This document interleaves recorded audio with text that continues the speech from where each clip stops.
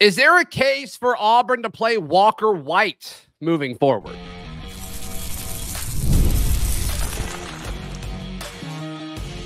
You are Locked On Auburn, your daily podcast on the Auburn Tigers. Part of the Locked On Podcast Network, your team every day. Yes, welcome on into Locked On Auburn, your daily Auburn Tigers podcast. I'm your host, Zach Blackerby, and thank you so much for making Locked On Auburn your first listen every single day. Jake Crane of Crane & Company joining us today. We'll talk about what Auburn needs to do next as far as maybe after the season, as well as what the rest of the season needs to look like. But there's so much talk about the quarterback position, Jake. I think there's somewhat of an argument for starting Payton Thorne the rest of the way if he truly gives you the best chance to win. I don't know. And then I think there's an argument for Hank Brown.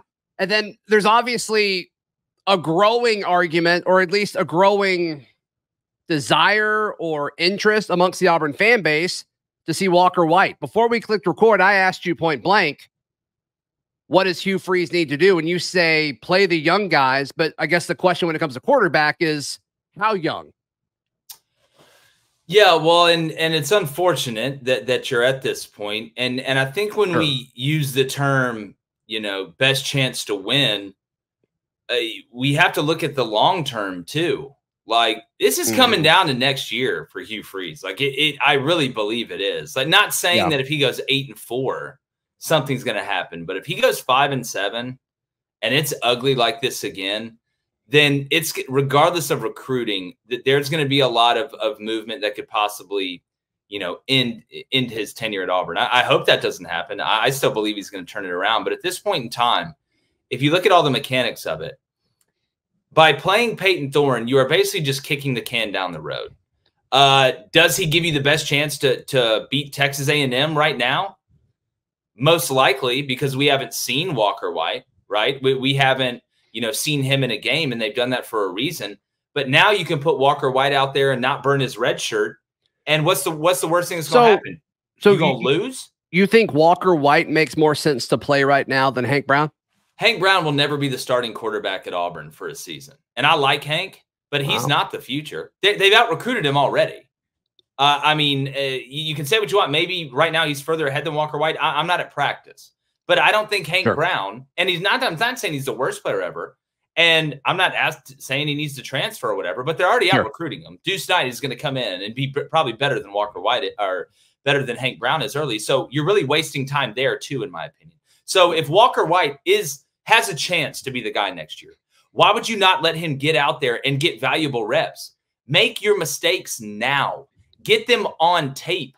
Let him see the speed of the game and the bullets that are flying against ULM, against Texas A&M, and against Alabama. So now, one, he's seen it. There's tape for him to learn on. You've seen him in that environment and how he can handle it as a young guy. And again, what's the worst case scenario? You're going to lose. Now, you have Payton Thorne on standby, but I think Walker White, again, you won't burn his red shirt and you can get valuable reps. And who knows? Who knows? Maybe he goes out there and he looks so good that now you're starting to think, maybe I don't need to go get a transfer portal quarterback. Maybe this guy can't help us next year. And it fires up the fan base and recruits are watching this freshman quarterback go out here and ball. Or you find out he's got such a long way to go that I need to go get somebody out of the portal. And then you have Deuce Knight coming in. And again, trusting young guys as freshmen to come in and ball at quarterback in the SEC is a tall order for anybody. But as far as the long-term success of not only Hugh Freeze, but Auburn, to me, playing Walker White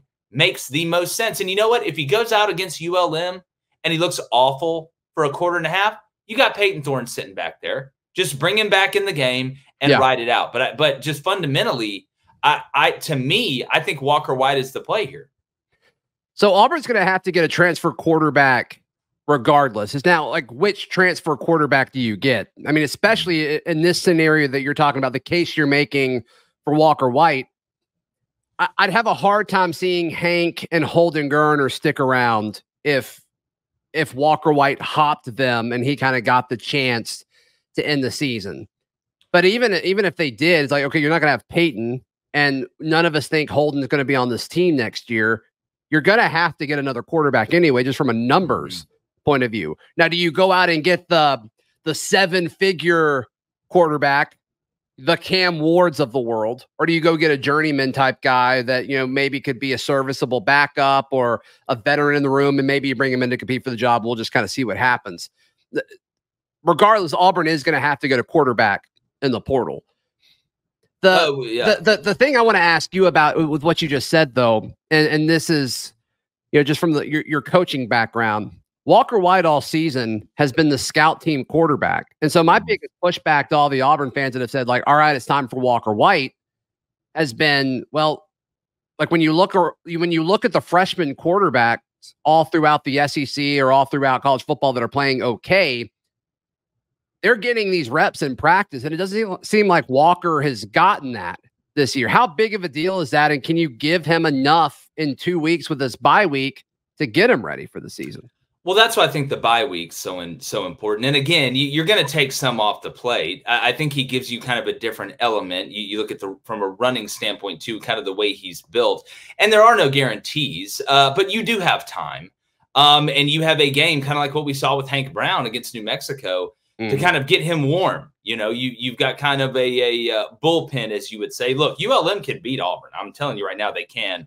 ULM's a better team than New Mexico was. Yeah, for sure. So it's. I'm not trying to. And Brian Vincent's a good friend of mine. We coached together for a long time. He actually was my brother's high school head coach. Oh, cool. In Spanish Fort. Yeah. So I think the bye week gives you enough time to do that. But you're right, Zach. And that's what's been the saddest part of this whole deal, is that since Payton Thorne hasn't been able to get Auburn to a successful season, even in 8-4, now you've really got to go out and make a splash, because again, year 3, Hugh Freeze has to show something on the field, right? And his butt's on the line too. So he doesn't want to have to rely, even if Walker White does go out there and play really well for a couple games, on a young quarterback that could maybe screw up next year, and all of a sudden you're 5-7 again. And then there's some real questions. You've been now forced into doing this. And since you missed on Payton Thorne in the portal, now you've really got to be right. So it's not like, this is not the perfect scenario. This was never the total plan, right? The plan was Payton Thorne does well. You groom a guy underneath him. The fan base is confident. You put them out there, show the growth, the young guys all out there together. But that's not how it's happened. It's been an absolute disaster this year. And there's, a cleanup in Lee County that needs to be done. So now you got to go out there and get a quarterback out of the portal. I got a pretty good idea who I think it's going to be right now. We'll see if that materializes. And nobody's tampered. I want to say that. But you've almost been forced now, because of what's happened, to go out there. You got to buy a Lambo. All right. Her last boyfriend had a Corvette. Now you got to go out and buy a Lambo. You've been forced to do this. So now you got to go do it. Yeah. I have a hard time seeing. I get the Walker White argument. I don't agree with it, but I get it. But I also have a hard time seeing Freeze doing that. Well, let me ask you this. What do you not agree about it with? Like, what is, are you saying that just everything I've heard about Walker has been, he's got the traits, but he has a long way to go. And so is the argument in this case just to say, all right, when the lights turn on, maybe he's got it? Is that what we're trying to see here? But like the long way to go is not going to get any better if you don't play him at all this year. Then you're going to go into next year with an even longer way to go. How do you get to a long destination? You get in the car and you start driving. So like at some point that we're not going to know until we know. I would rather know now. And yeah, he's not going to be where he would be, if he was able to play half a season up to this point. But at some point, you got to pull the car out of the garage and drive it. You can't just keep saying, it looks good. The paint job's good. Man, the oil's changed. The engine's good. The alternator works. Like at some point, you got to pull that baby out and drive it and find out, if the car really is about it. So I want you to let's go through and kind of order the most likely options moving forward in just a moment when you talk about Auburn's quarterback situation to end the season. That's next, right here on Locked On Auburn. Today's show is brought to you by our friends at Robinhood. Robinhood is, they've got Robinhood Gold. You don't need a silver spoon to eat up the financial favors of the 1%. Robinhood Gold allows others to get the rates and perks usually reserved for the high society. Now, the resourceful individual with Robinhood Gold can earn the very liberal rate of 4.5% APY on uninvested cash and be rewarded with a handsome 3% retirement boost on an IRA account. Robinhood Gold provides the privileges of a high net worth for any net worth. These generous benefits are now available for just $5 a month. The new Gold standard is here with Robinhood Gold. Sign up at robinhood.com/gold. Terms apply. For product-specific disclosures, visit robinhood.com/gold. Investing involves risks. Rate may change. Gold membership is offered by Robinhood Gold, LLC. Today's show is also brought to you by our friends at FanDuel. FanDuel is America's #1 sports book. It's basketball season. And look, FanDuel's the official sports betting partner of the NFL, but college basketball, so fun on the sports book. So if you haven't tried that, go check it out. FanDuel.com. New customers right now, you can bet $5 and get $150 in bonus bets if you win. So when you get a hunch in the middle of the game, head over to FanDuel.com to check that out. $150 in bonus bets if that first $5 bet wins. Just check it all out at FanDuel.com. Jake Crane of Crane & Company, our guest. So when we look at the potential options, would you agree that the most likely situation is Payton Thorne finishes out the season? Yeah, that's the betting odds would be, I'd put it at Payton Thorne finishing the season. I'd probably put it at 70%. Okay. And a lot of this is Hugh Freeze said that Payton has played pretty solid, but at the same time, you've got to start thinking big picture. He said we are debating all of that this week, and we'll continue into next debating that. My thing is, like, if you're going to make the decision, like, benefit from the bye week and go ahead and get a plan together. And that's what he's saying outwardly. There's a chance that they've said some stuff inwardly that makes it, I mean, we're not privy to everything that happens in the quarterback room, but to me, like, the fact that he says that is intriguing. I just have a hard time seeing him take the 4-string scout team quarterback and starting him. That's just a major leap, Jake. Yeah, but I mean, desperate times call for desperate measures. Yeah, this isn't a best case scenario type situation. Yeah, no, this is like we're going out of business. Let's sell all the mattresses for half off. Like, at some point, you got to do something. It's going to come down to the weeks of practice. That's what he's saying. And it may be Hank Brown. Who knows? It may be Garner. Who knows? But if we're talking about the future, I think they know that neither one of those two guys are going to be the starting quarterback next year at Auburn. So I think you're talking about one guy, the oldest guy or the youngest guy. I don't think there's anything in between. So they're going to watch practice and see where they think how much he can absorb, how much he can go out there, and how much of the playbook are they going to trim for him. But, this is where I do like, sometimes as a scout team guy, when you're running other team stuff, you really diversify your own portfolio. Right. So that means you could probably take on more because everything's a copycat. Most people run a lot of the same stuff. That's why it's called a pro style offense in the NFL, because everybody really just runs a lot of the same things. They may do it a little bit differently. Now in college, it's all over the map. That's what I think makes college football so special. But yeah, to me, that signals one thing. We're going to see how Walker White looks in practice during the bye week and going in this game week. And then we're going to decide if it's such a liability that he just can't do it, then we're going to go with Payton Thorne. But if there's an inkling or a chance that he can, we're going to put him out there and see. So, again, could it be a situation where maybe Payton Thorne, they're like, listen, we're going to give you 2 or 3 drives to start the game. We'll see how it goes. But the minute it starts looking bad or slogs down, we're gonna bring in Walker White. But it probably won't look bad. Nice. But it probably won't look bad. Well, Zach, I don't know. I would love to agree with you. But I'm telling you right now, ULM maybe I'm being too optimistic. Can stop Auburn. Nothing about this Auburn offense. Because, again, for some reason, and I don't know why, if you got after the Kentucky game, if you're the coaching staff and you're like, all right, let's get on the board. Let's write down what we did really well. All right, ran the ball with Jarquez Hunter. Then you just didn't do it. Well, you did it the first play and got about 15 yards, and then you just didn't do it anymore. Right. Not because he was hurt. Apparently, he looked a little bit tired. Yeah, so he was gassed, Jake. I can't trust anything offensively against anybody, against anyone, Zach. ULM, MLU, LUM, LSU. I can't trust our offense against anybody. Yeah. Yeah, and it seems like there's some issue, like, systematically with it. I don't think it's like the play calling is Well, I don't think it's awful. Listen, play calling, just doesn't matter. If you can't score points, it doesn't matter. Can't do the little things, and I think Cole Kublik said it pretty well this past week. And this is not an oversimplification, it's a real thing. I think Auburn just has a bunch of guys that can run fast and lift weights. They're just not great at playing team football. They're just not good at it. There's some guys that aren't, look at the way Diego Pavia is built.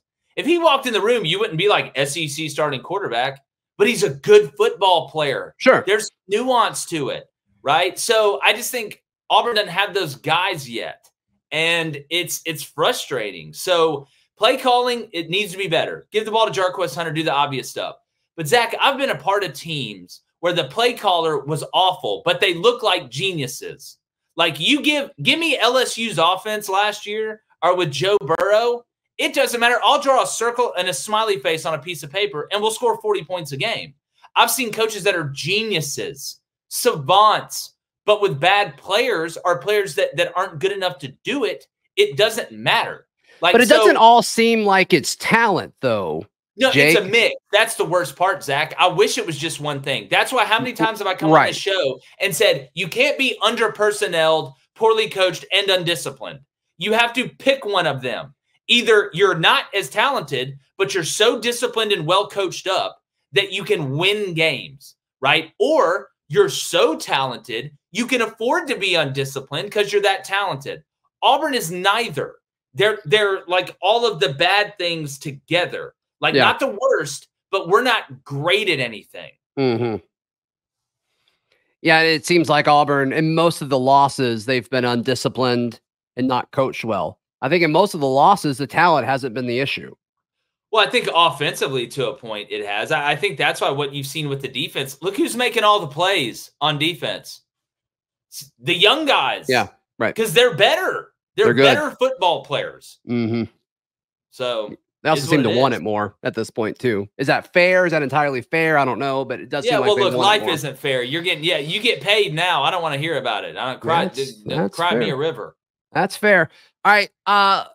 There's some interesting kind of rumblings about the offensive coordinator situation in Auburn. Let's jump into that in just a moment, right here on Locked On Auburn. Today's show is brought to you by our friends at Alumni Hall. AlumniHall.com for those who aren't in the Auburn, Opelika, or Lee County area. But you see this hat? This hat got an Alumni Hall. They've got a whole hat wall in the back of the Tiger Town location, the Tiger Town location in Opelika. Then they've got the Great Auburn store on College Street, and then of course the Huntsville location. But whether you're looking for hats or collared shirts or it doesn't matter what it is. It doesn't matter what it is. If it's Auburn, they've got it, and it doesn't matter for what sport. If you're ready to move fully into basketball season and you don't really have your basketball wardrobe set up yet, it kind of snuck up on you, head over to Alumni Hall. Once again, any of those 3 physical locations or at alumnihall.com. Thank you to Alumni Hall for partnering with Locked On Auburn. Final few moments here. Jake Crane of Crane & Company hanging out with us. There's rumblings that Derek Nix is on the short list now for the Southern Miss head coaching job. And I can't imagine Auburn would be too upset if he left to go take that at this point, based on how the offense has done, Jake.